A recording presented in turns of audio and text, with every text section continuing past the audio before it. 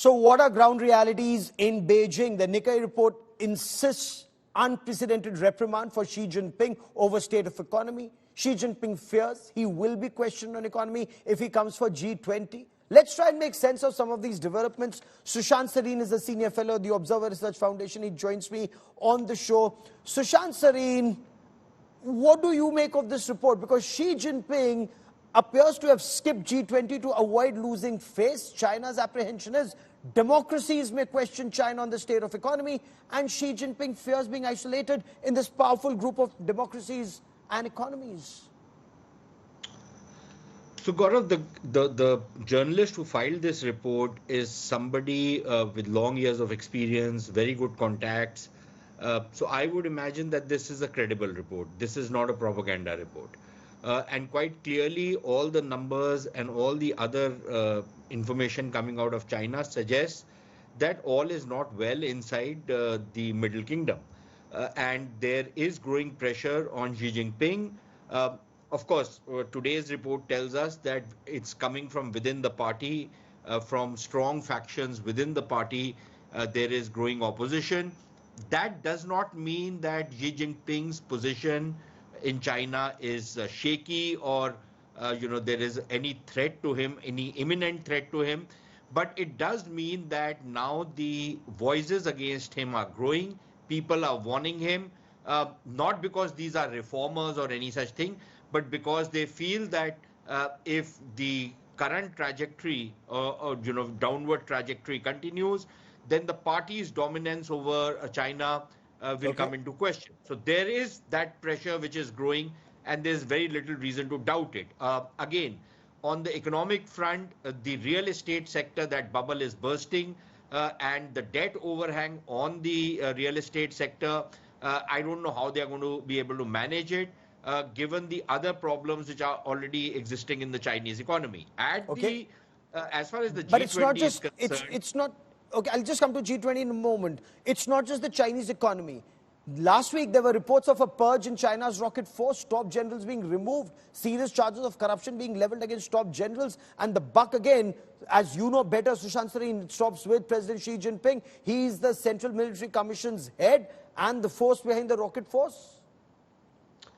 Not only that, he is also the person who's believed to have appointed and selected these officials, posted them out there, and then suddenly, he's had to sack them for reasons of corruption, but that corruption could also mean something much more sinister. And it's not just these two guys from the rocket force. He virtually handpicked the foreign minister, who within weeks he had to sack. So, questions are going to be raised and are probably being raised in that opaque system on the kind of choices Xi Jinping is making. So clearly that is also adding a lot of political pressure to the growing economic pressures which are already there in the Chinese system. But again, anybody who's predicting the demise of China or the collapse of China or the collapse of the Chinese economy, I think those are highly exaggerated. We have to recognize that the Chinese economy has strengths.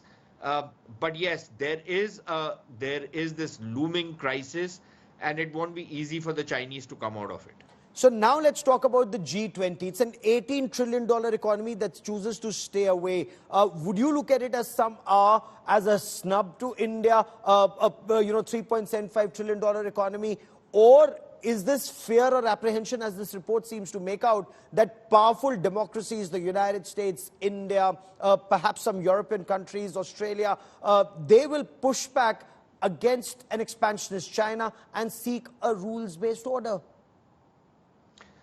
Gaurav, quite clearly, even as far as the G20 is concerned, you can sense the growing isolation of China, which used to be the toast of G20 as the largest or the fastest growing economy in the world, a kind of a growth engine for the rest of the global economy.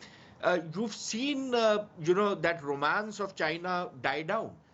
You've seen the growing isolation of Xi Jinping. You've seen a major pushback coming from other economies, coming from other big countries which are, getting into strategic contestation with the Chinese.